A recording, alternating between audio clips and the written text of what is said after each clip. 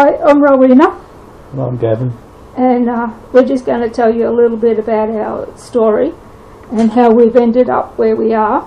We started our first business in 1996 when Gavin got made redundant. So we decided that we would do our IT and business administration and set it up as a business, didn't we? Yep, just a while ago. It is a while ago. Then we were taking a lot of contract jobs and stuff like that, working on contract with different companies as well as having different clients on site. And what was it, 2003, we decided once the youngest was getting close to leaving school that we'd look at changing lifestyle and travelling. We figured that we didn't have to stay in Brisbane to look for work then. If we're not tied to the place, we could go anywhere and work from anywhere. So we did some planning, didn't we? And the end of 2004 we packed up and headed south, trying to find work. Yeah. Didn't want to work, but you have to. Need money. So yeah, so that was the start of our life on the road. So we've been on the road from what was that? Well, say beginning of 2005 through till May 2015 we came home. So that was a good 10 years. When we'd come home, we'd probably stay home for about 6 months.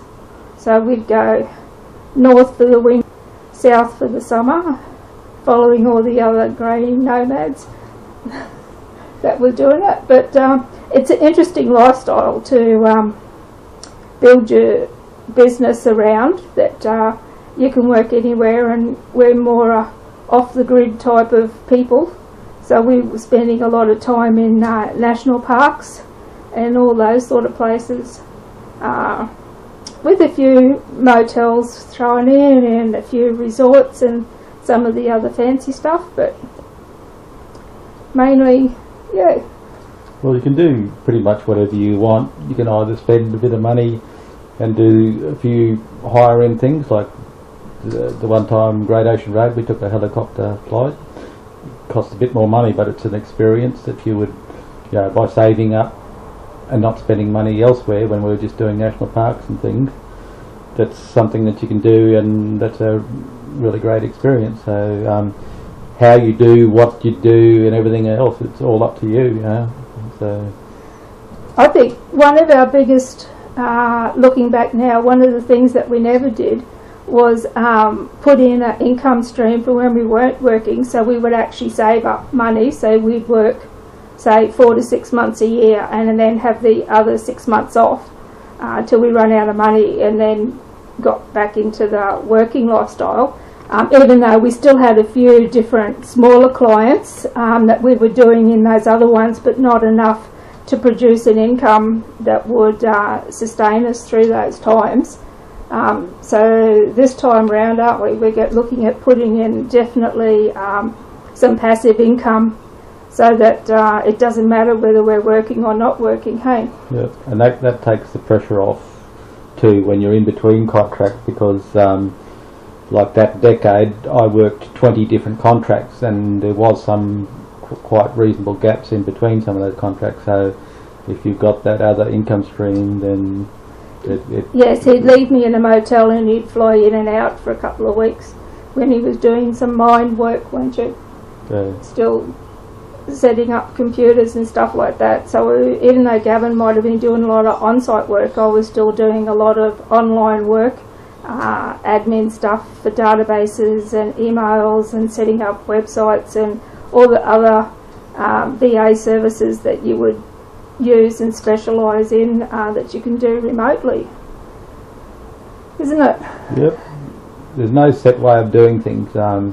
You just look at your circumstances, like some people might have kids, and don't exclude the fact that you have kids that you might not be able to do something like this, because there are people out there travelling with kids, and It's a little bit harder to do, but it's still possible if that's really something that you want to do. But everything else is a workaround. Like you might think, oh, I'd like to stay here, but that contract finishes, and so therefore you've got to look for another contract, and it might be in a place that you might say, oh well, there's nothing out there, it's a horrible place, but most places you go in Australia there is always something to see, so it's you can use that the reason that you're out there working as a excuse to have a look at the area that you're actually in. Yeah, I think I can't remember what I was going to say. I'll cut this bit out while I think about it. Yeah, I think the big thing is that we decided that we were going to go for lifestyle was our main thing, and to fit our work business life around the lifestyle that we require. And since we've been doing it for a while and learnt some of the pitfalls that we did, it's easier to show people and advise them on how to actually get a business to fit your lifestyle. And a lot of that is through having systems in place and automations in place and all that sort of stuff, so that you're not manually doing it all the time. It's happening in the background when you're not there.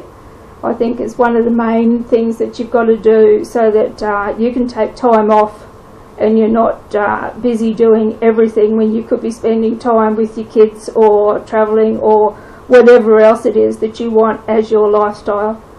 Because because you were that ill at home there for a while, once we got out on the road, I reckon you improved. So I think that was an adjunct to actually being out of the house. All the fresh air, fresh air and the new scenery and meeting new people and all that sort of stuff. Yeah. So pop on over to our Facebook group, Business Owners Empowered, if you're not a member. And coming up for next week is our 38th wedding anniversary. Yeah, that long. And also, as I've been advertising the Black Friday and Cyber Monday sales, so I'm putting together a package that's going to go out reasonably cheap on everything that you need to help you put together your email list and start setting it up and that sort of stuff, so that you can start on your systems and automating stuff to at least get some sales in. Anyway, till next time, we'll see you then. Okay.